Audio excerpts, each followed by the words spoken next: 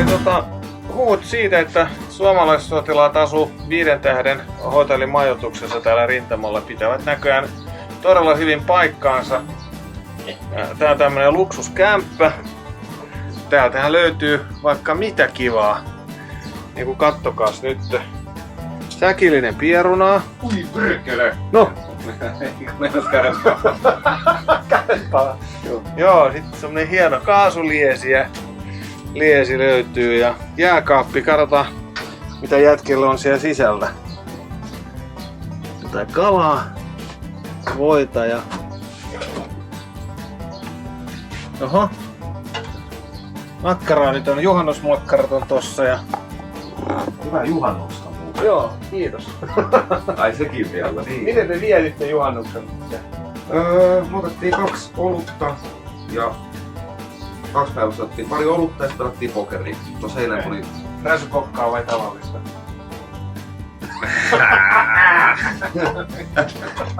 Nyt eilen se meni ihan nakuiluksi se touhu. Joo. Ota tosta vähän nyt tätä. Joo, kiitos. Siinä ei ole mitään. Liha on luotu. Joo, nyt skruudataan. On siinä muutama sattuma. Eiks oo? Chaga. Joo. Kahvi tulee tossa. Muuten tässä on vähän saloa leivän päälle. Se on niinku sian silavaa. Se on täällä semmonen suuri herkku, eli siitä leikataan siivuja ja leivän päälle. Ja... Eli täällä voi voidella jotain ihmisiä täällä hyvin. Voi, joo. Okei, voitelusilat. Niin. Just. Hyvä, kiitos. Ja sitten Turkish pepper. Oi vittu. Hot enough. Joo, no nää on just niitä tosi äijien. Tossa on pari pussukkaa lisää, niin Oho. älä työ ite kaikkia. Näitä ei olisi tullut tähän tupaan. Ei. Ei todellakaan.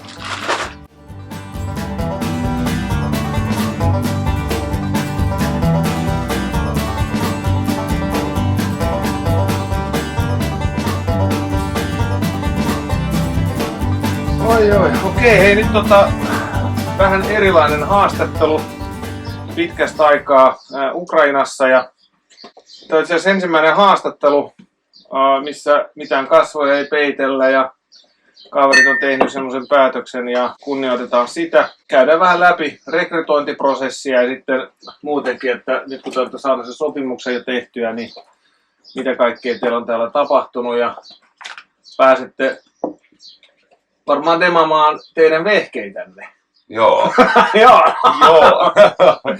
Ja muistakaa hei, tilata meidän kanava, tykätä ja näin. Ja lahjoituksiakin saa toki tehdä, koska näillä rahoilla, mitä te lahjoitatte, niin yhdistyksemme toiminta pyörii ja hankitaan varusteita näille jätkille ja ambulanssikuljetuksia ynnä muuta. Ja aloitetaan vaikka susta. Tähän mä haluan lisää Joo. sen vielä, että helvetin iso kiitos niille ihmisille, jotka mahdollisti meille flirtähtäimen. Niin kuin ilman sitä tossa pusikossa on oikeasti vaarassa. Et kun sä et näe mitä tuolla tapahtuu. Kiitos Herra J. Helsingistä. Helsingistä, Vantaalta, Espoosta, mutta Herra J. Helsingistä, kiitos sulle tosi paljon. Se pelastaa minut ja mun veljeni.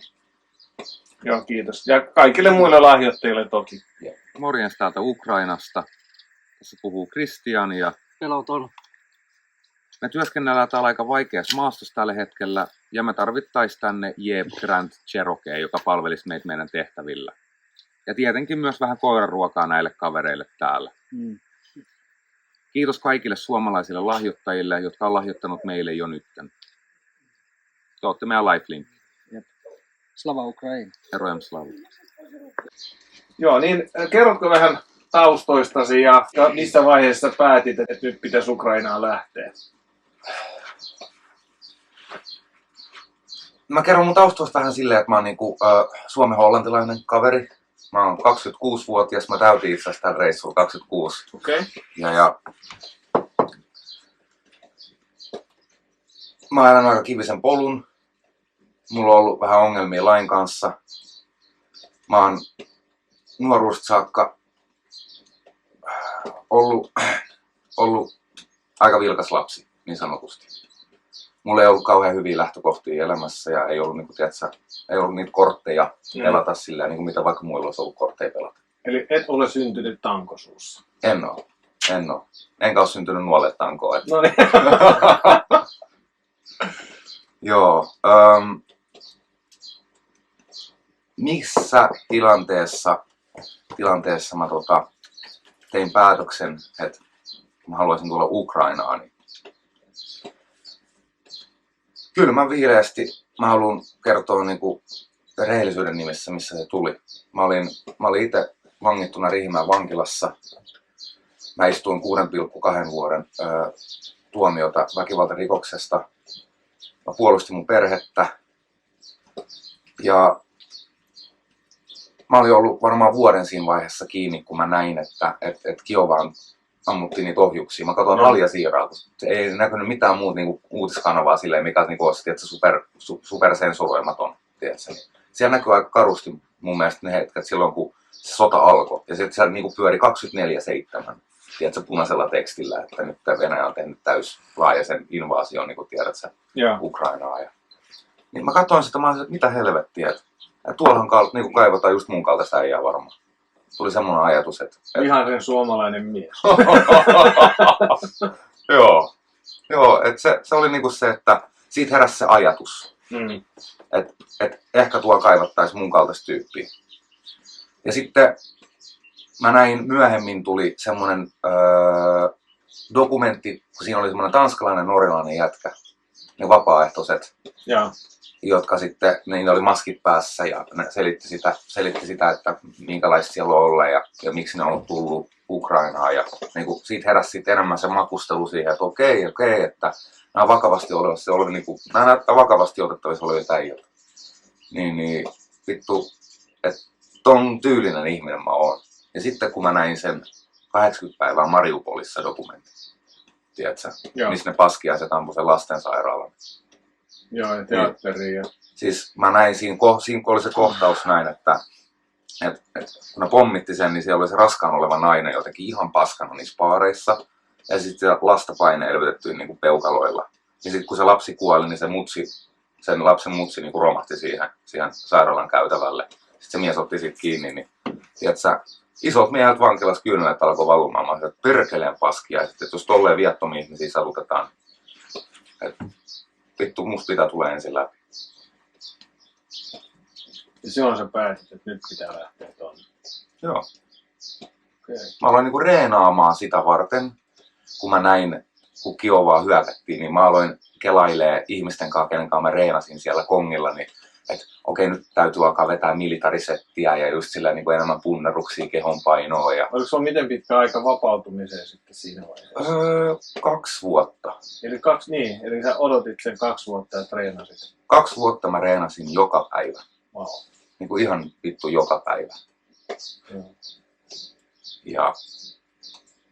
Ja se motiivi oli vaan se, että vittu, mä en oo oikeasti mikään rikollinen. Et mä oon aina halunnut olla sotilas.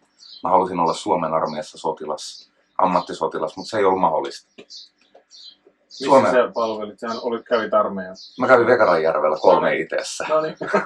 Ohjusmies honors. Ja se oli mun mielestä elämäni siistein taika. Joo. Että, niin kuin, tähän asti. Joo. Mun iso broidi, niin se on niinku, se on ne ihmiset, jotka kasvatti mut siellä Joutsenassa, missä mä asuin sitä lapsuutta, niin se oli samassa firmassa siellä töissä 2KT:ssa, että eri talo, mutta tiesi, että oli silleen niin kuin perhetuttava siinä vieressä palvelemassa. Niin. Siinä se oli hyviä muistoja, hyviä hetkiä, tiedätkö, silleen. Siitä niin kuin heräsi se, että mä oon aina ollut paljon sitä sotilaallista ihmistä mun ympärillä kuitenkin. Niin, että se on tuttu ympäristö tavallaan sitten. Joo. Mites sinä sitten, että kerrotko vähän itsestäsi ja mikä sai sut tulemaan tänne? Joo, mä oon itse syntynyt Venäjällä ja mut on sieltä sitten adoptoitu 5-vuotiaana Suomeen. Ja suunnilleen vähän ehkä ei enää luksusmökkikään ollut, missä mä asun. Oliko vähän niinku tää? Joo. 5 tähden. 5 tähden huvila. Ja se miksi mä oon täällä, niin se on ehkä enemmän siitä, että mä koen velvollisuutta olla täällä venäläistaustaisena. Sanot niin kuin Venäjän valtiota vastaan näyttää, että ei tää ole oikein. Että te tuutte toisen tontille ja vaikka mun isoveli on tuolla toisella puolella niin kuin päättänyt sen, että hän haluaa tulla toiselle tontille. Niin, että, Eli hän taistelee venäläisten riveissä nyt. joo, kyllä. Mitä jos tulee sellainen kohtaaminen tuolla rajalla? No sit se on hän tai minä. Okei, okay. Et se on. Ei sille tule mitään, mutta toivotaan kuitenkin, ettei tule. joo. No. Hurja kysymys.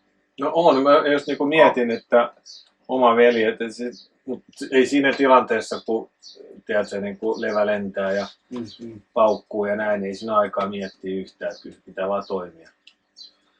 Ja sä et ole mitään armeijaa käynyt? En ole käynyt armeijaa. Joo.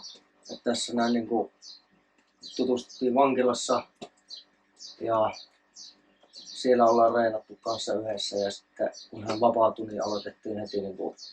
Vapaudut sä aikaisemmin jo? Mä olen tasan vuosi aikaisemmin. Okei. Ennen kuin hän. Mä oon tehnyt semmoista henkistä valmistelua siinä häntä odotellessa ja Joo. paljon jo. Sitten heti kun portti aukesi, niin ruvettiin reenaamaan ja käymään paikassa, missä ei niinku tulisi mieleenkään käydä niinku, ilman, että olisi päämäärä, että istutaan tässä nyt tänään. Joo. Hirveä uhraus. Kaikki se toisella puolelle. Jos haluaa olla rikollinen, niin se on mahdollista. Jos haluaa olla sotilas, niin sitten ei voi olla rikollinen. Joo. Tämä on ollut munkin unelma siitä asti, kun mä oon nähnyt nuorena poikana isoveljestä kuvan. Sillä on armeijan välineet päällä ja katson, että siinä on tiukan näköinen ukka. Niin. Se on paha kuva. Oikeasti se on paha. Joo. Näyttää, että silleen vittuilla sillä hetkellä. Tiedätkö, missä joukossa hän palvelee? No, hän palveli ihan aikaaksi Wagnerissa. Okei. Ja sitten kun Wagner meni nurin, niin hän jatkoi sitä sit niin Venäjä.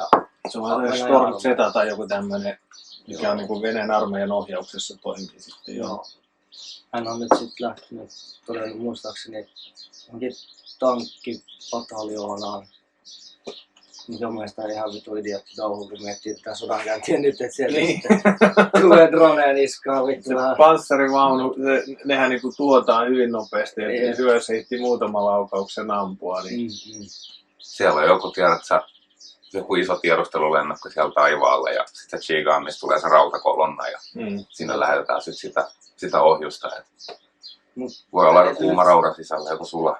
Niin.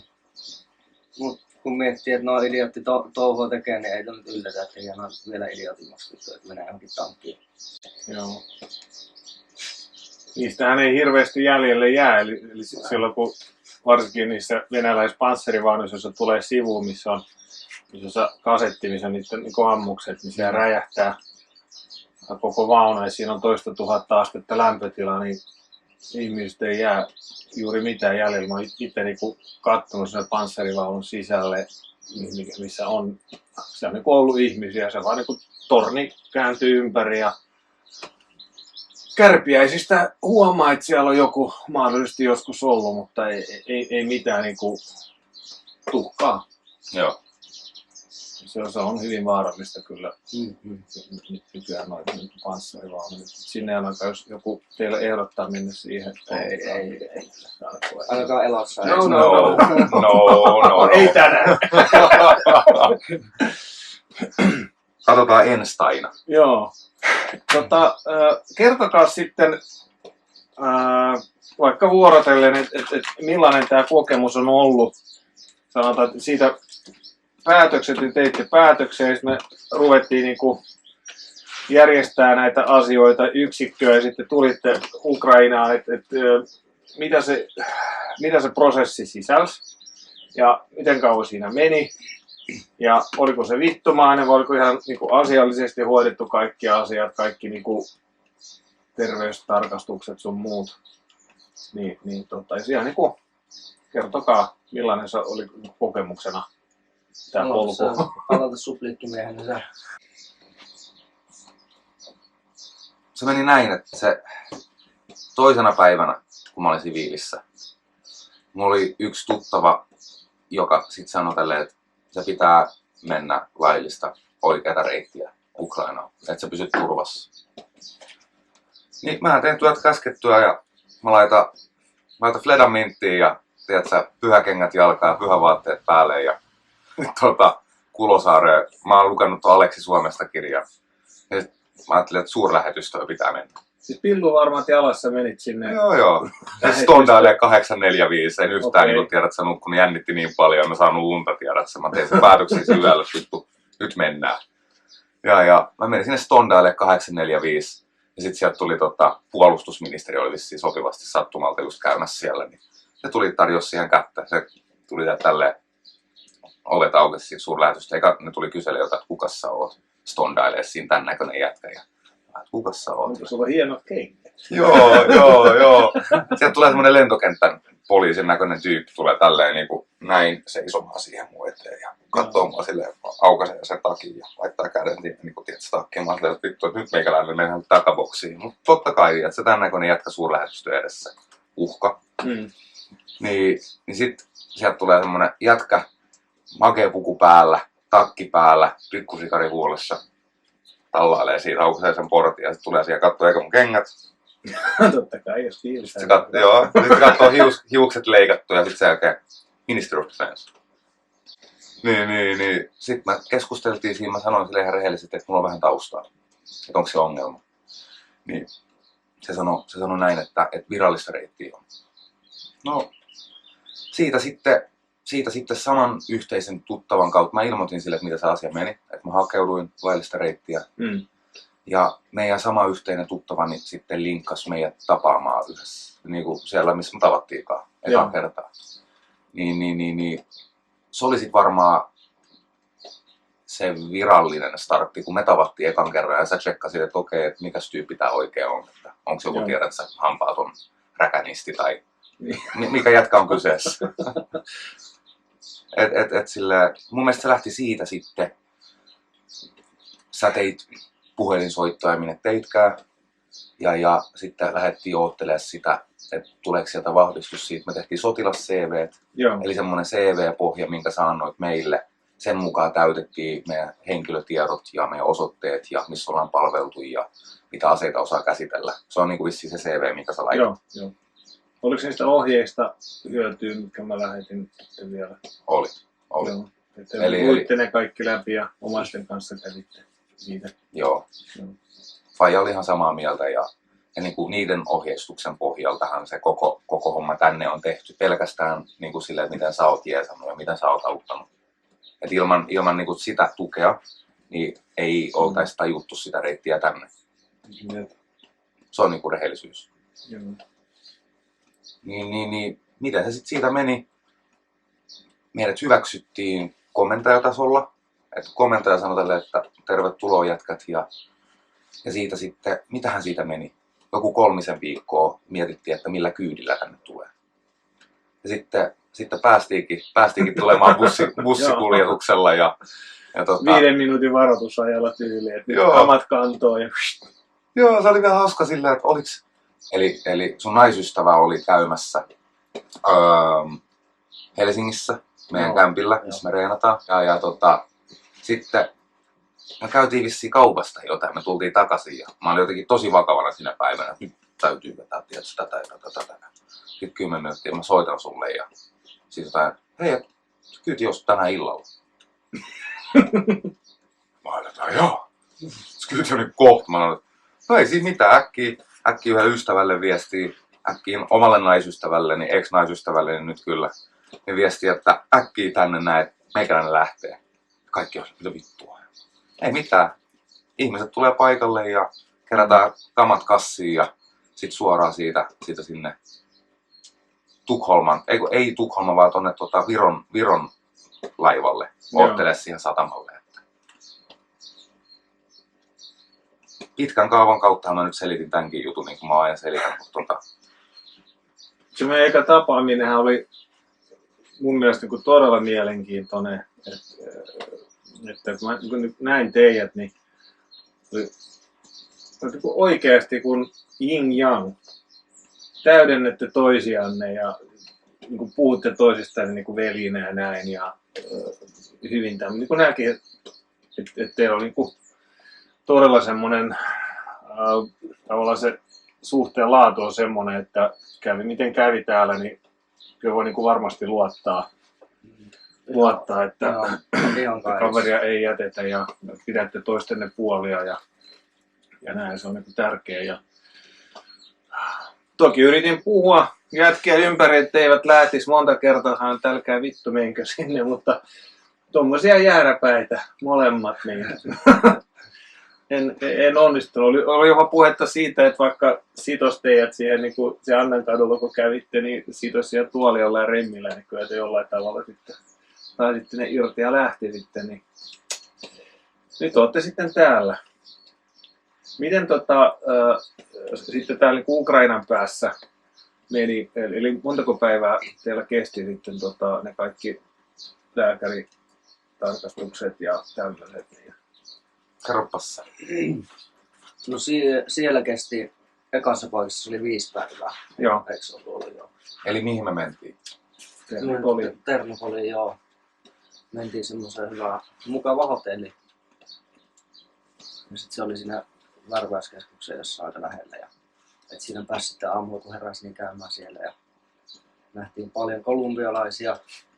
Se on aivan toivottomasti. Niitä on ihan välillä piti miettiä, että tultiinko me johonkin niin Kolumbiaan vai mikä homma. Siellä meni sitten se 5 päivää ja lääkäritarkastukset kaikki meni hyvin. Ja Kauan siinä meni? ehkä se vartti. Okei. Ehkä plus miinus 10 minuuttia. Se meni nopeasti.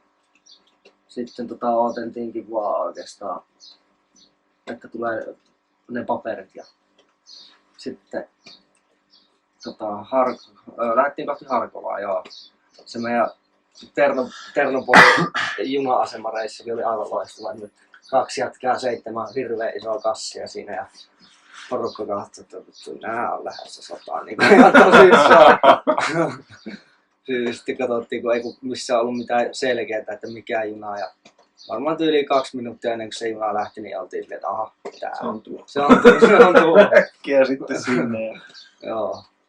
Hirveä hiki päällä. Sen mä muistan, että me oltiin niinku me Se hikoiltiin. oli ihan vitu kuuma. Siis, oliko siihen aikaan vielä kanssa joku päälle 25, Joo, 25, Joku 30? tollanen. Joo. Sitten joku 8-7 kassia, vittu, tiedätkö, lätkäkassin kokoisia juttuja, tiedätkö, ihmeasennossa kantaa niitä. Ja Mä muistan, että mä vaan räkäilin ihan vittu, kun mä löin ihan, tai älytän niin katoa, että vittu.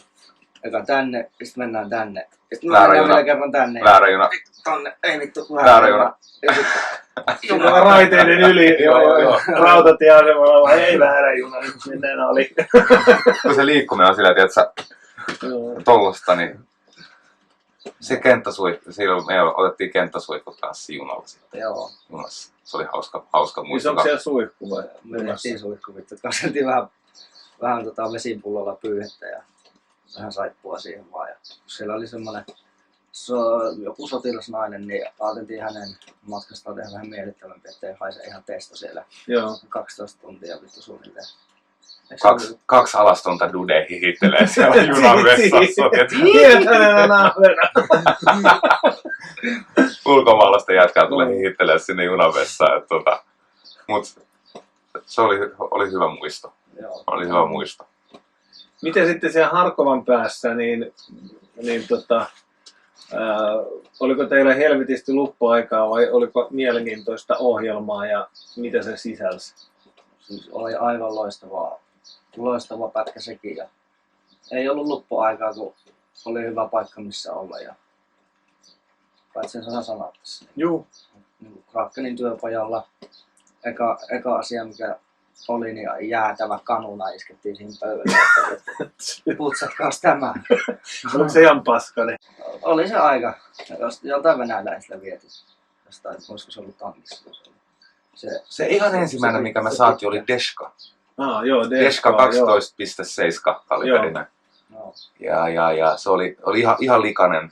Ja sitten se oli hyvä, että YouTube, davai. Se on helvetin hyvä konekivääri, että silloin sodan alussa niin yksi tämmöinen nuori ukrainalainen poika, niin se niinku tuhosi venäläisten ällitällin sillä DSK:lla. Okei.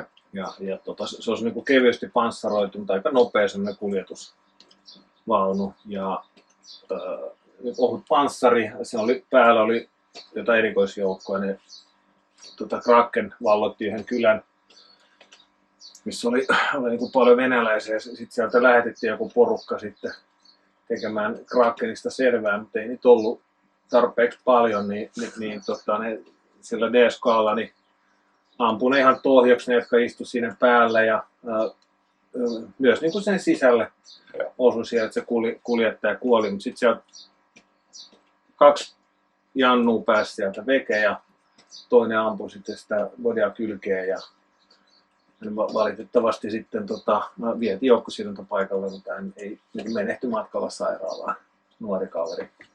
Sankari. Toista kymmentä venäläistä vei mukanaan ja Sankari. se tekee viturumaan jälkeen.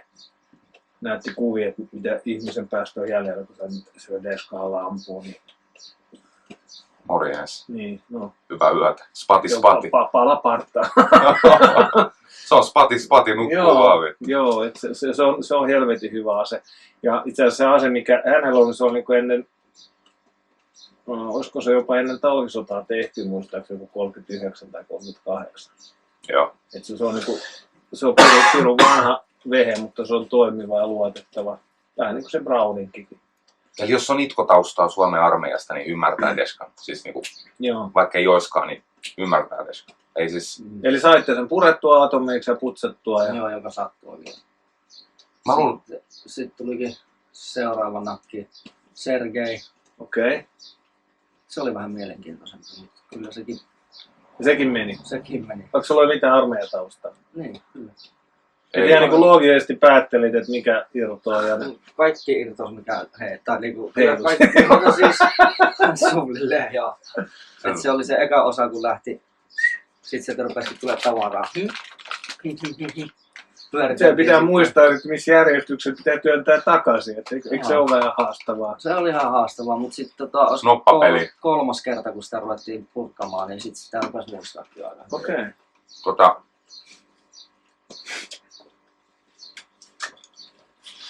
Se tuodaan se tykki siihen pöydälle, se Sergein tykki. Sitten davai. Okei, ei mitään. Ja sitten totean, että boss, että help me. Ja sitten sanotaan, että YouTube. No mä oon sitten, okei, mä katson YouTubesta, sieltä tulee joku, tiedät sä, joku, en mä tiedä, olisiko se iranilaisten vai palestiinalaisten semmonen, tiedätkö, siinä on... Hamas. Joo, Hamas, siinä on jotain tämmösiä järkiä vihreät huivit päällä ja eka asia, niin kun alkaa purkaa sitä pyssyä, Bismillah, alkaa purkaa sitä tykkiä. Mä katson sitä opetusvideoa silleen, nyt jos joku katsoo mitä mä katson puhelimesta, mä näytän epäilyttävältä äijältä. Mut sit me saatiin sitten opetusvideon myöhemmin. Joo. Me katsottiin sen, niin se on aika vaikea pyssy silleen niin tosta kylmiltä. Siinä on niin paljon niitä liikkuvia osia. Joo. Kyllä sit meni. No. Krakenin työpajalla oli mun mielestä helvetin hienoa se, että sinne kun meni, ei ole mitään väliä miltä sä näytät. Ei ole mitään väliä minkä kokoinen sä oot fyysisesti. Joo, siellä on ihan ruipeloa ja isompi kokoista kavereja duunissa ja kaikki. Jos voin sanoa, että otettiin mut hyvin vastaan, mutta otettiin enemmän kuin hyvin vastaan. Tiedätkö silleen, että ihan tuntemattomia ei totta aina katsoa eka päivän, että mikä tää jätkä on, mutta ne katsoo näissä silleen, että se negatiivisella tavalla, että mikä tää äijä on, vaan just silleen, että hei, että tekemisen kautta. Kuka sä oot? Mut otettiin siellä vitun hyvin vastaan. Ja mä sain sieltä elinikäisen ystävän. se hurja jätkä puhuu vähän englantia kanssa ja se niinku Kunnon Rambo. kunnon Rambo. Siis en lähtisi vittuun edes sille jätkälle. Paniko se teidät ampumaan? Pani ampumaan, joo. No niin. Joo. Että, Sekin on itse asiassa aika hauska, kun rupeaa miettimään, että miten me ammuttiin, missä me ammuttiin, niin siinä on ihan kylmänviileästi hallin pihalla vaan. Tonne suuntaan. ei siis ilman tota laskua Ukrainan armeija voisi olla aika karu. Siis kun tulee mestaa, missä kukaan ei puhu sun kieltä, mitä sä oot tottunut puhua, ehkä yksi jätkä. Ja täällä on paljon semmosia jätkiä, jotka on ollut pitkään sodassa. Tosi väsyneet kavereita, ymmärrettävästi. Eikä ne ole niinku häijyjä. No vaan väsyneitä. Ne on vittu väsyneitä. Niin sit semmosia äijä, ne ei kommunikoi sun kanssa. Se kommunikaation puute. Mut sit sieltä Krakenin työpajalta, miten kaikki oli sillä, että hei, veli, tiedätkö? Niin se oli mun mielestä niinku todella hyvä lasku Ukrainaan. Joo, vähän pehmeä. No se on niinku tarkoituskin, että kun tänne tullaan, niin se aika moni on valitellut sitä, että odottaa ensin välillä jopa kuukausikaupalla, pahimmillaan melkein puoli vuotta odottaa sopimusta. Ja siinä aikana niin ei saa niinku koskea aseisiin eikä mitään, että asuu vaan jossain montussa tai sillan alla ja syö kynsiään ja näin. Ja sitten kun se sopimuksen saa allekirjoitettu, niin ruosta ne Kalasnjakovi käteen, 4 lipasta ja davai. Хорошо. No. Voi olla, että se kaveri edes inttiä käynyt. Joo. Et sen takia toi on tosi hyvä, koska ne aseet, mitä te saitte siellä käsitellä ja putsata, niin eihän sitä tiedä, mihin te niinku tilanteeseen joudutte, niin se voi oikeasti hengen pelastaa, että jos siellä on joku Daskoa sitten, tai Daska, tuttavallisesti, Daska se on niin naisen nimi. Joo. Niin venäläiset tykkää antaa kivääreille ja konekivääreille DSKA, niin se on Daska, SVT, se on niin toisen maailmansodan aikainen puoliautomaattikivääri, niin se oli Svetka. Svetka. Joo. Svetka. Niin osataan ainakin purkaa atomeiksi ja putsata ja katsoa, että missä se fiba on ja mahdollisesti korjata, poistaa häiriöä. Ja se on tosi tärkeä. Tekemistä päivälle. Ja sit, jos se ei ole ihan ville, niin pääsee tutustuu ihmisten kulttuuriin. Kysele. Kävittekö sitten kylillä niin kuin, tavallaan sen duunin jälkeen? Että...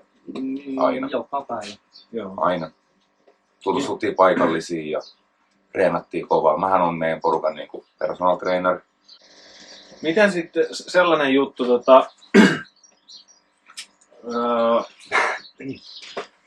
kun te kävitte sen kuuntotestin ja olitte Harkovassa, niin miten pitkään kesti ennen kuin tuli soppari sitten? Eikö te ollut helvetin nopea? 2 viikkoa. Joo. Me oltiin vaan vitun särmiä äijä siellä pajalla. Ei mitään perseilyä, no No kertokaa, mikä oli, oliko siinä jotain? No yhden kerran siellä majoituksessa niin me oltiin paikallisten kanssa siinä piha-alueella Joo. ja rallateltiin vähän karaokea pikkumärissä. Niin, se oli sitten niin meidän ainut semmoinen stuntti, mikä me tehtiin, mutta Niin, mutta on aika semmoista kevyttä. Kevyttä hardcorea. Siinä oli sitten joku täti. Miehen sen Bemarilla tuli siihen Sanomaan. missä sitten asutte, ja sitten näytettiin, että ihan tossa noin, ja lähdettiin kävelemään sinne päin, niin tää ajaa vieressä tälleen sillä Bemarilla ja kattoo. Oikein enää vartta pitkin, ja sitten saikin postarihuutia. Ei, mutta mä uskon näin, että meillä oli hyvä värvääjä, joka välitti meistä. Todellakin. Ja se oli tosi hyvä äijä ja se on hyvä äijä ja auttaa meitä vieläkin olla yhteydessä. Ja se oli sydämen päällä vaan hoitaa ne meidän paperiasiat nopeasti. Joo, ja hän oli semmoinen aktiivinen, että kun tarvitsi jotain, niin se oli aina käytettävissä. Noin, Joo. soita vaan. Mä soitin tänäänkin sille tuossa aamulla mun ongelmistani. Sitten se oli, että okei, lähdetään hoitaa, lähdetään selvittämään. Niin, siis, Onko se siellä Ternopolista vai? joo, Ternopilissa. Joo, ihan loistava jätkä. Et siellä oli sydämen päällä vaan hoitaa ne asiat nopeasti. Sitten jos menisi sinne semmoisella asenteella, että Vittu, mä en tiedä. Niin saattaisi olla aika monta kolumbialaista eka ennen sua Niin. siinä paperikasassa. Niin, mutta on oikeasti se, että te näin nopeasti saitte ne paprut, niin se on aika hyvä juttu. Aika poikkeuksellista. Koska yleensä se kestää noin niin kuin kuukaudesta eteenpäin. Sitten se aika voi olla mikä vaan. Se pisin, mikä mä tiedän, oli melkein puoli vuotta. Joo. Ja se on jo niin pitkä aika, että itse asiassa täällä Ukrainassa, kun sä tuut, niin se on 90 päivän viisumi, minkä sä saat. Ja jos sä et maasta poistu 90 päivässä, niin sit voi tulla ongelmia rajaviranomaisten kanssa. Joo. Että, Tosi nopeasti hoitu, asiallisesti hoitu ja Suomi-Ukrainan maanpuolustusyhdistyksen linkkien kautta turvallinen lasku. Pakko sen vielä lisätä siitä työpajasta, että jos Kyllä. joku sitä kautta menee, niin ajatelkaa se sillä tavalla, että ne mutterit ja pultit, mitä te kiilottelette siellä, niin kun te autatte siinä sitten niin kuin omia jätkiä niin paljon, että vaikka se tuntuu ihan, vaikka se vaan saattaa tuntua semmoiselta, että vittu, kun mä sä hinkkaan tätä pulttia, niin se on tosi tärkeää sekin, että kaikki semmoinen paskahomma, niin ajatelkaa, että te autatte jo siinä vaiheessa ennen kuin teille isketään ne römpyt käteen, niin Just näin. ihan uskomattoman paljon. no se kato, siinä vaihtoehtona on se, että jätkät on ihan omillaan, runkkaa toistensa kyrpiä niin kuin se kuukauden, 2 tai niin kuin puoli vuotta, niin eikä opi mitään. Niin, ja virallisesti teille ei saa niin kuin aseita luovuttaa, mutta se, että kuitenkin valvotusti saatte purkaa, puhdistaa ja jopa ampua ennen sen sopimuksen allekirjoitusta, niin se on aikamoinen etu tavallaan niin kuin sitten näihin muihin verrattuna, jotka sinne komin päin menee. Ja sitten tietysti se, että täällä on suurin miehistöpula rynnäkköpataljoonissa. Ja sen takia näitä kolumbialaisia onkin näin paljon, kun heidät ohjataan sitten sinne. Ja sitten miesvahvuudesta, niin no jotkut on melkein 90% alkuperäisestä miesvahvuudesta, on ties missä. Sanotaan se, meidän yhdistyksen tehtävä on pitää huoli, että ne suomalaiset, joilla on munaa lähtee Ukrainaan, eikä heitä pysty puhumaan ympäri jäämään niin kuin Suomeen, koska Ukraina nyt voi muullakin tavalla auttaa, mutta jos nyt on päättänyt lähteä, niin ei ainakaan sinne rynnäkköpataljoonaan joudu. Eli välttämättä halua miten se tapahtuu, koska siellä on oikeasti aika lyhyt se elinaika. Ja mahdollisuus se, että tulee kilven päällä kotiin, niin on paljon suurempi. Toki sitten tässä yksikössä, missä te nyt olette, niin siinä on ihan niin paljon actionia, mutta kyllä sitä tulee. Että tekin olette käynyt jo tietyissä paikoissa ja näin, missä harva suomalainen on käynyt. Ja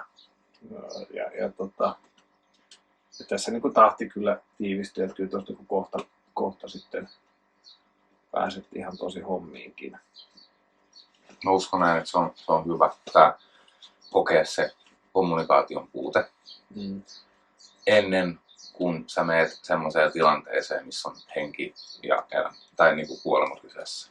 Et se niinku, jos sulla tulee siellä semmoinen herääminen, että vittu, nämä ympärillä olevat ihmiset ei välttämättä puhu mun kieltä. Tai mulla on oikeasti huonossa kunnossa oleva AK ja lippaat ei mene kunnolla sisään. Ja sitten se varustus on, mitä on Ukrainan puolelta tarjottuna. Niin. Kertokaa muuten, mitä täältä tulee, eli talon puolesta. Antaako ne muuta kuin se ruosteisen rynky vai tuleeko sitten muutakin? Talon puolelta tulee Blade Carrier, kypärä, kengät, onko ne ihan hyviä? taskuja, iso reppu, pikku reppu. Joo. Ja ne on semmosia kamoja, että nämä jätkät täällä sotii.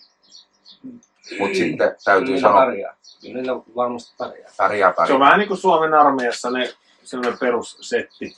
Suomen armeijassa on huipputavaraa.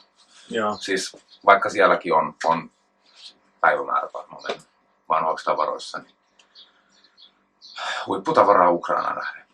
Joo. Et sitten ennen kuin tulee tänne, niin on hyvä löytää itsellensä tavaraa, mitä niin tarvitsee sotaan. Että kannattaa olla aktiivinen, kysellä siitä, että niin kuin mitä tarvii, mitä taskuja saattaa tarvii, mitä suojavarusteita saattaa tarvii. Jos se on varaa ostaa, niin sitten suunnitelmien kanssa Your Finnish Friendsille. Joo. Se Your Finnish Friends tekee todella arvokasta työtä, eli kerää rahaa ja sitten niin kuin hankkii suomalaistaistelijoille varusteita. Niin kuin meillekin onkin. Niin, sillä on niin kuin hatun nosto. Kiitos Kasperi ja kumppanit. Kiitos teille paljon. Kiitos todella paljon. Meidän annettiin sirpaleliivit, Joo, tetsarit, ypärät, aktiivikuulon suojaimet, levyt, kovat levyt sisälle. Niin paljon muutakin rompetta, mitä ei olisi ikinä kelannut. eli teillä on niin kuin kaikki pelit ja pessarit, mitä tarvii, pois lukien ase. Joo.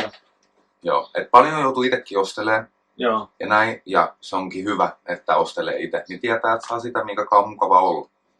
Mutta ilman Your Finnish Friendsia, niin kyllä olisi aika tukalat oltava tuolla.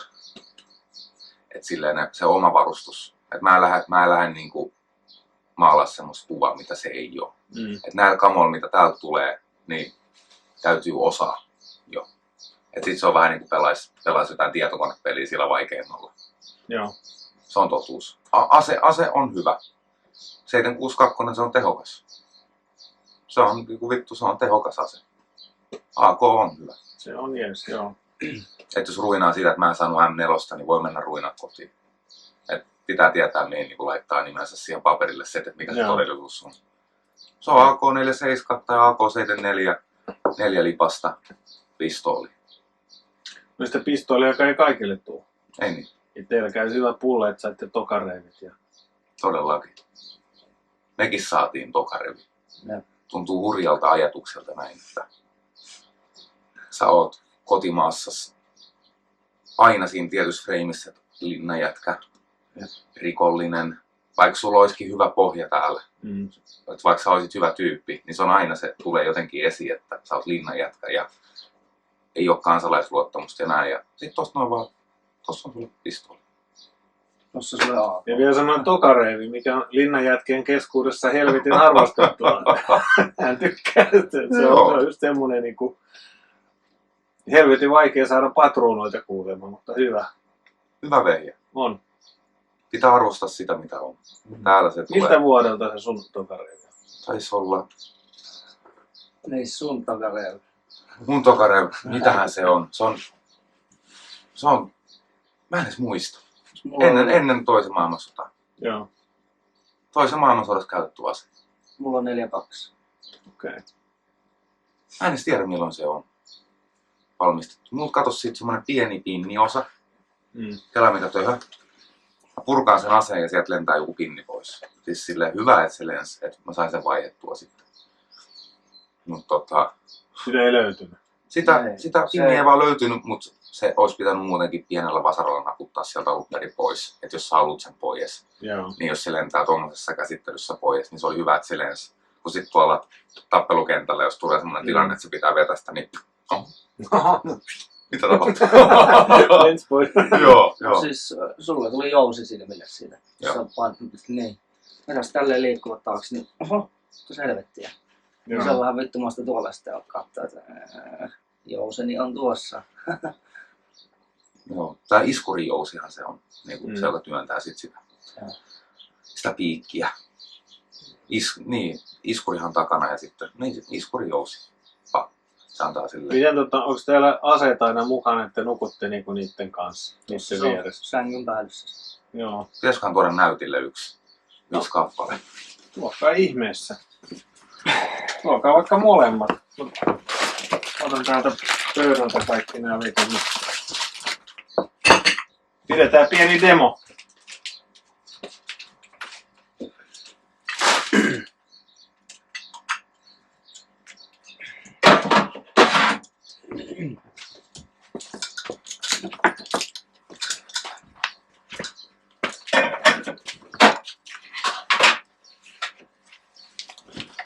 käsittele asetta aina, kun se on ladattu. Joo, laita sen.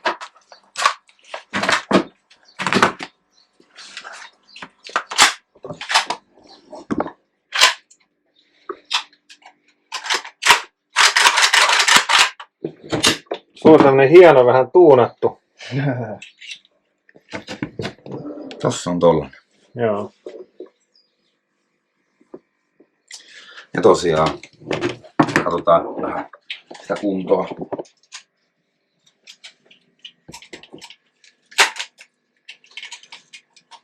Nyt vasta tosta noin. No niin, se on pois. hyvä, kun on Reusi pois. autistisesti hinkattu. Niin, sä putsasit. Oliko se niinku paskainen? Mä kuulin vähän, että...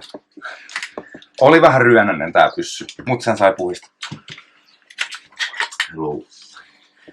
Meikäkin pikku välikolme. Noin. Eli kun katsoo tuonne sisustaa, niin se on hyvässä kunnossa.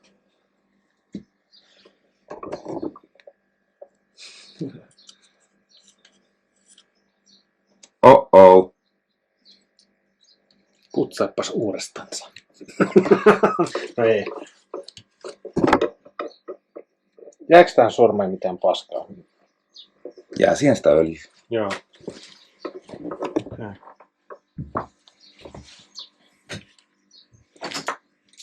Ei oo ruostetta. Toimii. Ja, tehdäänkö semmonen pieni skaba? Eli niinku purkakaa ja kootkaa toi rynkky, niin katsotaan kumpi on nopeampi. Tehdään semmoinen. Kyllä mä varmaan sen tosta aika kätevästi sanon.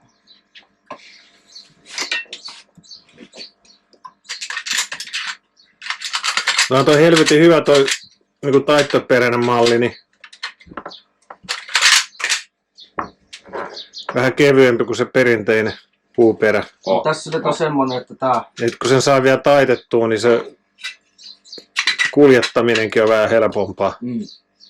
pitää vähän ottaa huonosti PC tohon noin, niin se pitää vähän. Ei oo sitä... Otetaanko purku?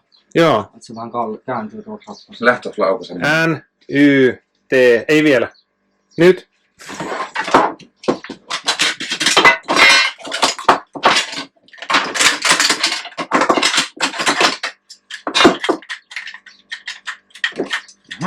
Perkele on temppu.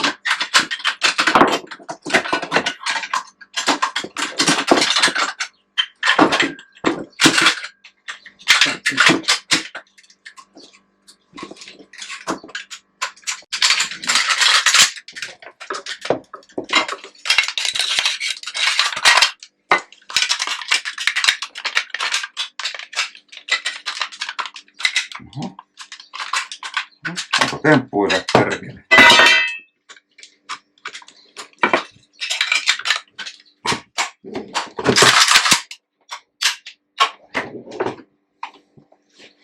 No, sanotaan näin, että ystävyys voitti.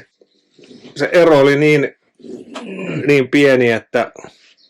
Eikö se tasapeli ole hyvä? On, koska mulla ei lähde tää osa nyt irti, kun mulla on tää kisko tässä. Niin, että se oli se pieni kilpailuetu sitten Joo. siinä. Joo. Okei. Ei muuta kuin shake your hands ja ystävyys voitti. Hyvä voittaja. Hyvä voittaja. Asiaa. Armeija käymätön murki alkoi nopeammin kuin armeijan käymätön. Niin.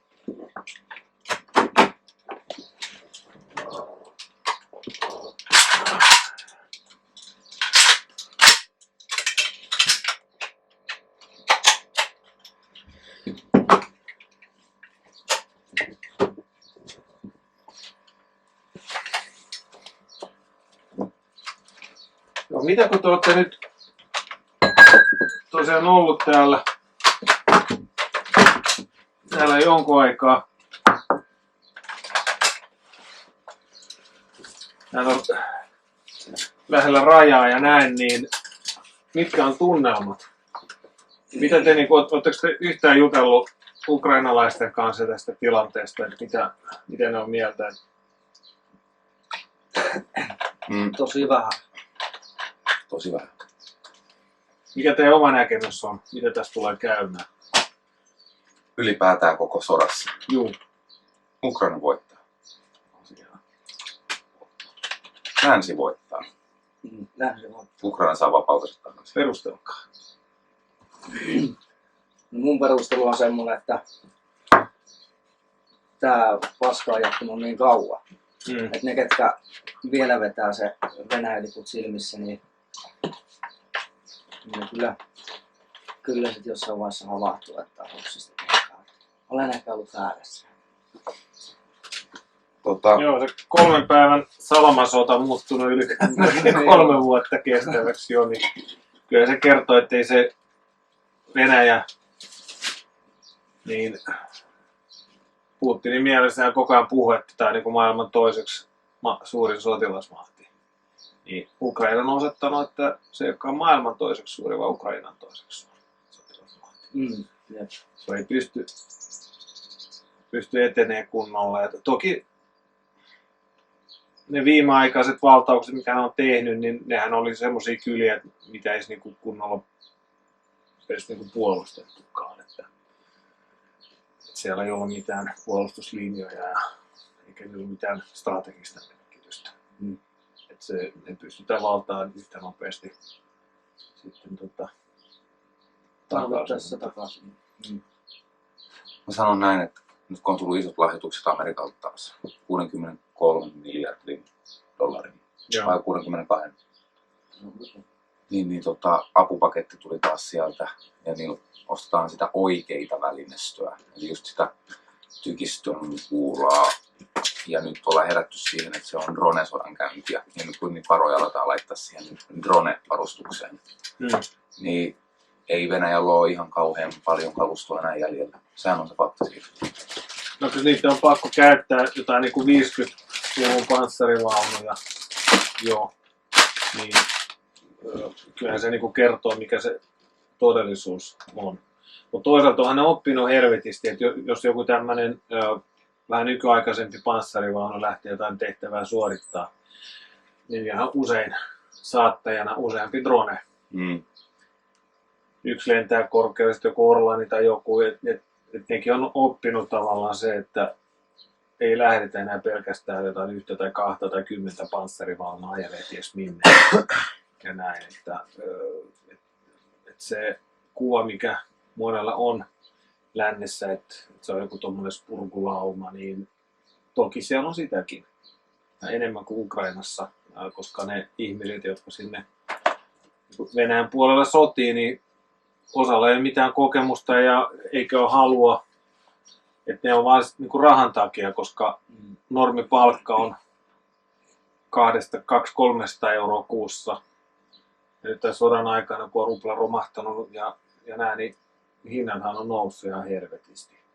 Niin ei normin paikalla, niin kuin normipalkkaa saava ihminen, niin ei se pysty perhettä edes elättämään. Että se on monelle tämmöinen epätoivoinen teko, että lähdetään nyt tonne, että saadaan lapsille niin leivän päälle muuta kuin ylähuule. Vähän klebii siihen pöytään. Niin. Eihän se oikeuta tappamaan ketään. Et mun mielestä jokainen, joka Ukrainan aseen kanssa tulee, niin kyllä se niin kuin maan alle joutaa. Vaikka olisi mikä nälkä, että tavallaan se, että ihmiset ei pysty perhettä ruokkimaan, niin se ei ole ukrainalaisten syy, vaan se on Putinin ja hänen hallintonsa syy. Ja ne voimat ja aseet, niin pitäisi kääntää sitä vastaan. Mä oon ihan samaa mieltä, että tämä on vaan mun näkemys asiasta, mutta että jos on 150 000 sotilasta pelkoperseessä, niin kääntyisivät ympäri ja menis katsoa sitten ihan kimpassa. Niin, että mikä on? Mikä is? Ehkä tähän sotaan on tultu viisaammaksi. Niin kauan kuin se on kestänytkin. Niin kuluneet kuin ne ihmiset onkin, niin väsyneet kuin ne ihmiset onkin käymään puolustustaistelua omasta kotimaastaan. Niin täällä on tultu tosi viisaaksi siitä, miten Venäjä toimii ja minkälaisia sotilastaktiikoita Venäjä käyttää, vaikka nekin uudistuu. Vaikka sekin on maailman suurin valtio, jolla on todella iso sotilasmahti. Niin siellä on fiksuja kenraaleja, siellä on fiksuja johtajia, siellä on todella taitavia jätkiä kanssa niiden riveissä. Mutta se, että miten se neuvostoarmeija pyörii. Niin ehkä se on niin kuin täällä jo varmaan näiden ihmisten takaraivoissa, että mikä niiden tapa on hyökätä, mikä niiden tapa on operoida, vaikka sielläkin tulee dronesaattoja ja uusia taktiikoita, miten liikutaan paikasta toiseen, miten vallataan joku kaupunki. Niin mä uskon, että sielläkin varmaan motivaatio alkaa olemaan aika lopussa hyökätä koko ajan. Jos katsoo niitä statistiikkaa, että se on niin kuin 3 venäläistä yhteen ukrainalaiseen. Niin, ja joka päivä kuitenkin niitä venäläisiä, niin siis nämä on useita satoja, mitä niitä kuolee. Siis 1000 oli tuossa Harkovassa, kun Joo, niin siis tietyissä tilanteissa se on, niin kuin menee yli 1000, mutta semmoinen niin kuin normi päivän saldo on niin kuin useampi 100. Pari 300. kuinka pitkään se, onko se sit sitä kestävää kehitystä siinä kansassa, että siellä on sotilasdiktaattori, joka kertoo, että No se tämä on niinku ainut oikea tapa vaan tapattaa oma kansa. orjakansa. Ihan orjakansa. Ihan tiedät sä, että meillä on nyt joku iso mahtava johtaja, jota me, tiedät sä, jota me seurataan kuolemaan saakka. Ja sitten kun kuollaan oikeasti, niin sitten ei ole enää kansaa, joka seuraa johtajaa. Siellä on yksi mulkku, keskenkasvuiseksi jäänyt impotentti, joka vetelee sitä Venäjän kansaa perseeseen yli 20 vuotta. Sitä on jatkunut. Putler. Niin, ja mä ihmettelen sitä siis niin kuin oikeasti, että tässä on niin kuin se ero ukrainalaisten ja venäläisten välillä. Et Ukrainassa, kun Janukovic teki sama ja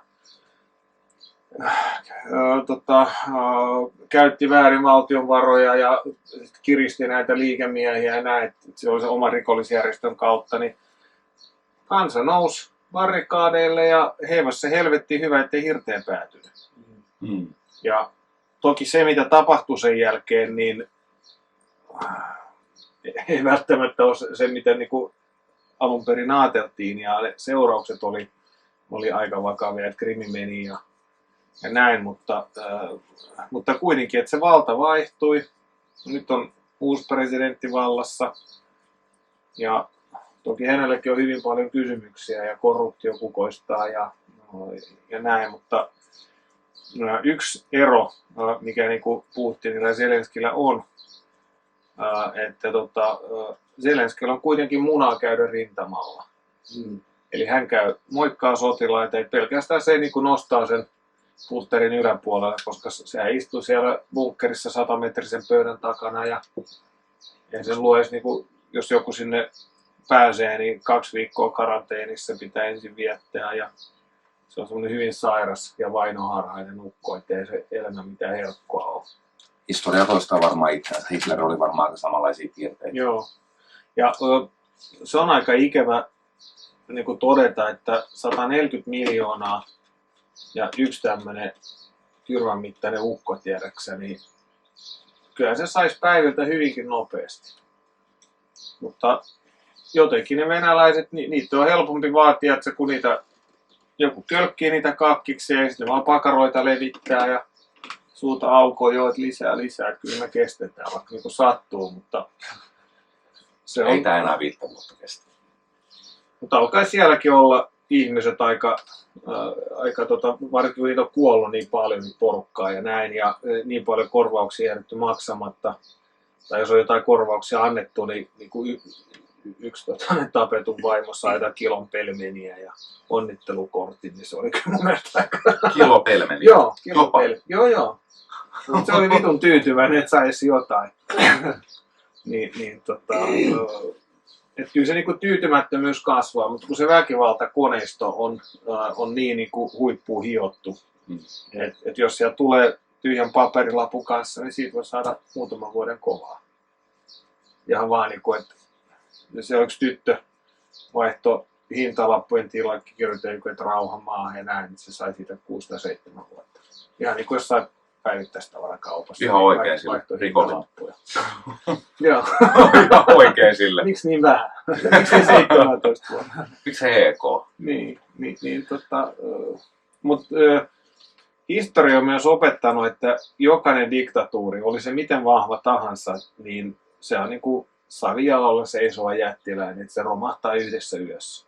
Ceausesculla oli kans 97% kannatus ja satoja tuhansia ihmisiä mielenosoittajia osoitti mieltä hänen puolestaan ja sitten se oli muutaman päivän päästä niin ammuttu vaimonsa kanssa.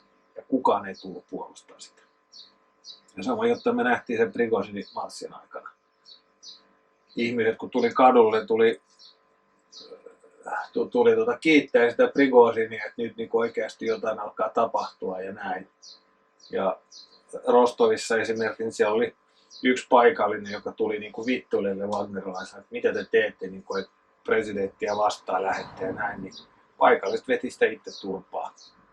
Ei siellä montaa semmoista niin löytyy. Kyllä se osoitti hyvin, että mitä ne ihmiset sisimmässään ajattelee, että jos on joku, jolla on munaa lähtee taistelemaan, niin kyllä se kansantuki sieltä tulee. Ei kukaan niin ala henkeensä uhraa joku impotentin takia, tiedätkö? Ja se on myös koskee näitä sotilaita, että vaikka silloin niin kuin aseissa siellä niin kuin Venäjällä, niin siellä Gulag-koneistossa, niin useampi miljoona ihmistä. Se on miliisit ja hätätilaministeriön ihmiset ja sitten kansallisgardia ja kaikkea tämmöistä, niin niitä on 5 miljoonaa. Ne ei ole sotimassa täällä. Se on vaan se lojalisti. Niin, ne pitää tavallaan, mutta se mikä on niin kuin kylmä fakta, niin miten mä oon niin jutellut sen Venäjän vapautusarmeijan RDK:n perustajan kanssa ja niin kuin vuodetaan aivan helvetisti tietoa. Että siellä sen väkivaltakoneiston sisällä on todella paljon sellaisia ihmisiä, joilla on niin kuin oikeasti kilometrin pituinen kyrpä otsas, kun ne näkee, mihin tämä johtaa. Ja ehkä niin kuin jotain heidän omaisia on sitten myös joutunut kärsimään tästä. Joku mummo tykkää jostain Ukrainan jutusta ja sitten tullaan kuulustelemaan ja näin, niin ei se ole niin mitään järkeä. Niin ne luovuttaa sitä tietoa, vuotaa ja tuossa vähän aikaa sitten vuodettiin niin kuin Butlerin lapsuudesta semmoista tietoa, mitä ei niin kuin aikaisemmin tiedetty. Ja sen homosuhteista sun muista, että ei sekään mikään semmoinen enkeli ole. Joo, se en tiedä pitääkö paikkaansa, mutta esimerkiksi Raudugin sellonsoittaja, joka on niin Butlerin lämmiskänä toimii, niin nuoruudessa ne kölkkivät toisiansa ja romanttista. Se on hyvä. Medvedev oli siinä kanssa siinä porukassa ja niiden vaimot on tämmöisiä niin kuin oli esiliinoja ja näin, että kyllä niistä näkee, ne on niin saatana rumia, että molempia vaimot. Että. Mä sanon näin, että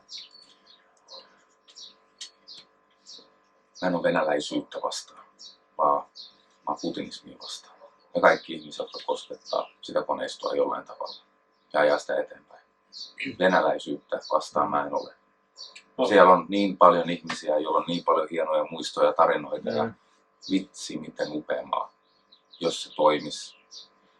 Mä oon niitä ihmisiä vastaan, jotka tulee toisten maan rajojen sisälle tekemään omia tihutöitä, millä agendalla tuleekaan tänne näin. Niin, just jotain pyykinpesukoneita ja vessanpöyttöjä. Siis niinku ihan tiedät, että se on oikeasti kuulaa kauloa semmoiselle äijille suoraan vaan. Ja sitten niinku raiskataan jotain naisia ja laitetaan, tiedätkö, pienten vauvojen alle, tiedätkö, kuollut raskaan oleva nainen. Vittu, sitten laitetaan se päälle joku vauva makaamaan sinne granaattiväliin, niin se on niinku ehkä semmoista pahuutta, mitä ei tajua edes omassa päässään ajatella. Niin sitten semmoisia ihmisiä tulee tänne tekemään niitä asioita ihmisille, niin kyllä ne ansaitsee nopean lähdön tuonne juttelemaan, että mitä tapahtuu yläkerran kanssa. No, se on niinku erittäin hyvä esimerkki on RDK. Eli se on semmoinen porukka, että siinä on niinku etnisiä venäläisiä, joista osa asui Ukrainassa ennen sotaa. Joo, tuli pieni keskeytys, kun yliherra tuli paikalle, mutta jatketaan. Mihinkäs me jäätiin? Jäätiin puhua siitä Venäjän koneistosta, kuinka perseestä se on, miten se ei toimi, ja miten ihmiset pitäisi sitä vastaan. Hyvistä venäläisistä, niin sanotaan ne RDK-jätkät, niin ne kun lähtee, nehän on niin juuri niitä, jotka käy Venäjän puolella suorittamassa näitä erilaisia tehtäviä, käy siellä Belgorodin edustalla ja muualla ja näin, niin ne on kyllä vitun kovia, koska ne tietää, ne ei voi jäädä vangiksi, koska jos ne jää, niin niitä varmaan niin kidutetaan joku puoli vuoteen, kun tapetaan. Niillä on kaikilla granaatti tässä näin, jos tulee sellainen tilanne, niin Sitten lähtee henki. niin. Ja ne yrittää toki viedä mahdollisimman monta vihollista siinä samalla, mutta ainakin, ja kyllä opi heitä kunnioittaa. Ne on oikeasti, että kun sä lähdet, kun te menette suorittaa jotain tehtävää, teillä on ensimmäisenä mielessä se, että mä joudun räjäyttää itteni. Te olette kuitenkin Ukrainan puolella. Mutta ne taas kun menee Venäjän puolelle, niin kyllä vittu pitää olla kovat mulle, että sinne lähtee. Kyllä se kiinnostaisi päästä tutustumaan jätkiin. Joo. No mä voin järjestää, että sitten kun teillä on loma Kiovassa ja mehän käytiin nyt tapaamassa taas vähän aikaa sitten, oli eilen, ajeltiin prätkällä yhden kanssa, on kanssa motoristi ja käytiin ajelemassa Kiovassa ja mä oon niin teistä puhunut jo ja se on muutenkin niin hyvä tutustua. Siellä on todella paljon sivistyneitä tyyppejä, joilla on niin joillekin jopa 2 korkeakoulututkintoa ja he niin kuin oikeasti sitten haluaa sitä yhteistyötä laajentaa myös niin ulkomaalaisten kanssa ja jutella ja vaihtaa vähän niin kuin kuulumisia ja näin, niin voidaan katsoa, kun mä seuraavan kerran tuun, että jos saatte lomaa, niin käydään vaikka syömässä yhdessä niiden kanssa tuolla. Todellakin. Ne on kovia ja niiden koulutus on ihan vitun kova, siis se mitä ne tekee, se on yksi parhaiten koulutettuja osastoja nyt Ukrainan armeijassa. Meitä kiinnostaa oikeasti. Todellakin kiinnostaa. Olisiko meillä edessä omaa päästä sinne? Te haluatte mennä sinne? Haluttaisiin liittyä Okei. sinne. Kovimmat jätkät. Siis niillä ei ole, sanon kun Krakenillahan on nyt silleen, että sinne ei oteta ulkomaalaisia. Noin ottaa, että siellä on just sotimassa yksi semmoinen Alaskasta. Älä viiti. Joo, se on Alaskan poikia ja mä oon näyttänyt hyvän videon. Hän on niin konekiväärimiehenä ja jos te sinne pääsette, niin älkää vittu menkää ampuu se ikkunasta. Ei todella. Saatana Opin siis. videosta jotain. Joo. Siellä oli tosiaan semmoinen oli semmoinen tilanne, että he oli puolustamassa jotain kylää, mihin tuli venäläisiä just niin vähän aikaa sitten ja ne tuli sitten niin talon seinustaan pitkin. Ihan sitten konekiväärillä lahtas ne kaikki ja sitten joku kaveri yritti ampua rynkyllä, kato sen kylän puolelta samasta ikkunasta, niin voi vittu sitä plättiä ja huija kaikkea niin tuli, vaikka se puhuu venäjää. niin sitten se huusi niin kuin muillekin, että älkää ampuko sen ikkunasta, että ampukaa siitä vierestä. Slide that way! Go to a fucking different window, Brad! This is my fucking window! Fuck it up! Я вижу!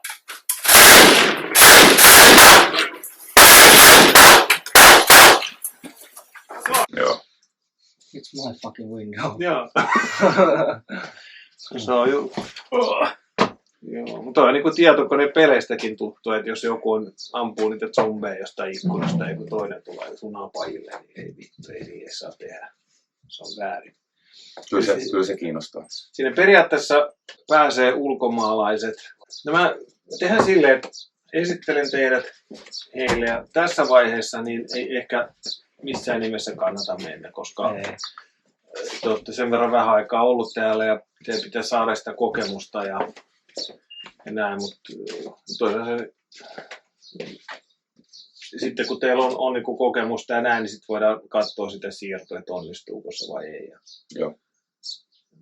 Asiat kerrallaan, mutta se on niinku sydänhavoja niiden ammattilaisten kanssa. Todellakin. te saatte sitten niinku vapauttaa sen Karjalan. Mun oikein lapsi on Käyt siellä mökillä. Petroskossa. Joo. Sano niin veli. Mennään saunan taakse.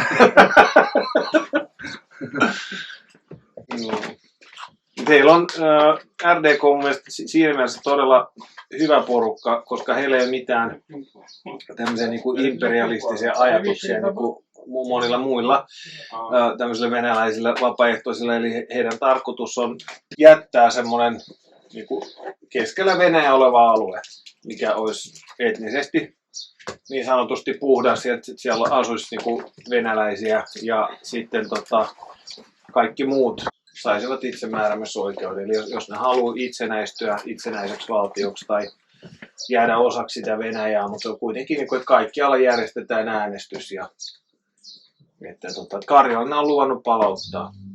Se riittää mulle. Ja heidän tehtävä on aika vaikea. Ja mä luulen, koska se Putin, niin ei sitä pysty mitenkään sieltä Kremlistä poistaa muuten kuin väkivalloin. Et kaikki tämmöinen hössötys jostain demokraatiasta, kun sulla on sotilasdiktatuuri. Jos joku sanoo vähänkin vastaan, niin pannaan poseen tai myrkytetään kalsarit tai ammutaan selkään. Se on vain jossakin puikkuissa. Niin ei semmoisessa valtiossa ole ihan niinku turha. Se on niitä jotain opposition edustajia, jotka ulkomailta sanoo demokraattisin keinoin, niin ei. Ja kyllä se Venäjän oppositio niin pitäisi voimansa yhdistää ja sitten niin kuin tukea tämmöisiä ihmisiä, joilla on niin kuin muna-ase kädessä, vapauttaa se Venäjä. Ja sama koskee länsivaltoja. Kyllä niin kuin mun mielestä niin pitäisi olla selkeä kuvio ja tavoite, mitä ei nyt ole. Et nyt se tavoite on se, että vapautetaan vain ne Ukrainan, niin kuin, että se on niin kuin vanhat rajat saada, niin kuin venäläiset ajetaan vanhojen rajojen ulkopuolelle. Mutta mitäs sen jälkeen? Jos se Putin jää valtaan, niin se on koripallon kokoinen herne nenässä. Menee muutama vuosi. Se on, nyt se maa on siis sehän oikeasti se tekee aseita ihan hulluna. Niin se menee nuolemaan haavojansa muutamaksi vuodeksi, sitten se hyökkää uudestaan. Ja se voi olla, että se ei hyökkää Ukrainaa, että se voi hyökätä esimerkiksi jokin helpompaa paikkaa. Virohan se on oikeasti semmoinen maa, että se marssii siitä niin kuin päivässä yli. NATO-maa, jos menee härkkimään, niin se on Venäjä loppu. Mutta se on mahdollista. Se on niin pienen, että se tarvii pienen voittoisen sodan, koska maan talous on ihan kuralla. Miljoona kaupunkia ulkopuolella, niin se on ihan sairasta, mitä siellä on. Missä oloissa ihmiset elää. Jos ei ole edes vessanpönttöä kämpässä. Ei. Se kertoo jo vähän jostain. Joo. Niin kyllähän se niinku Putinilla oli mahdollisuus nostaa sen maa polviltaan ja näin, ellei se olisi nussinut niitä rahoja niin paljon. Niin ihmiset elelisivät siellä niin kuin herrasta Dubaissa, mutta nyt on kuitenkin niin, että ollaan taas sodassa ja kun se on kaiken sössinyt ja onneksi se hallinto on myös niin korruptoitunut ja paska, että ne ei saa mitään aikaiseksi. Niin se on soltaan niin Ukrainan etu. Mutta sekin kun hupenee, koska niillä on resursseja kuitenkin ja sanktiot oikein pelaa, silti saa sitä öljytuloja ja muita tuloja ja pystyy sitten rahoittamaan sitä sotaa. Joo. Hei, kiitoksia teille todella paljon tästä tapaamisesta, siitä, että audienssi järjestyy. Kiitos, kiitos, tulit käymään. Jatketaan seuraavan kerran, niin kerrotte sitten näistä uusista kokemuksistanne, mitä täällä sitten on ja näin. Jos jollain tulee jotain kysymyksiä, niin voitte esittää joko sähköpostilla lähettää tai sitten ihan laittaa kommenttia tähän videoon, niin voi sitten jätkille välittää, että jos on semmoisia, että koskee tiettyjä asioita, jotka liittyy varusteisiin tai näin, niin varmaan osaatte vastata, että mitä täällä oikeasti tarvitaan. Todellakin osataan. Ja jos on esimerkiksi, se voisi olla ihan hyvä, että niistä varusteista, mitä talon puolesta tulee täällä, niin jos niistä saisi jonkun valokuvan tai videon tai näin, että ihmiset niin kuin näkee, koska kaikilla ei ole niin kuin varaa ostaa näitä niin kuin yhtään mitään. Just näin. Just Ja näin. nämä jotkut tulee ihan niin kuin pieruverkkarissa ja teepaidassa ja näin. Että kuitenkin niin kuin tietää, mitä täältä saa. Se, että jos se kysytään, niin voidaan järjestää se, lähettää Joo. ne kuvat. Jos tulee mitään noihin että on joskus ollut ongelmia lain kanssa, mutta ei ole enää. Ja haluaa päästä eroon siitä. Ja haluaa päästä eroon ja on palvelualtis sydämeltään, että haluaa olla armeijassa, niin voi vastata semmoisia kysymyksiä kanssa. Joo. Kova kunto, se on ykkösjuttu. Että se on kova kunto täältä myös. Ja sitten se päätös, että mä en ole rikollinen, vaan mä oon sotilas. Joo. Koska täällä ei voi olla molempia. Että se on sietämätön paketti. Todella kauniisti sanottu, siis wow. Joo. Ja täyttää asiaa. Että tänne ei kannata lähteä jotain ongelmia pakoon. Ei Jos on Suomessa jotain ongelmia ja ajattelee, että täällä ne lähtee sodan melskeissä, se ei pidä paikkaansa, että ne vaan niin kuin kärjistyy ja Ne pahenee. kauhistuu ne asiat. Niin pitää muistaa se, että aina on mahdollisuus, jos on vaan tahtoa. Mm. Se on Kiitos, ihan itsestään kiinni. Joo, kiitoksia teille ja otetaan nyt kunnon halit vielä. Otetaan Niin. ihmeessä. Kiitos kaikesta. Vittu, te olette kovia.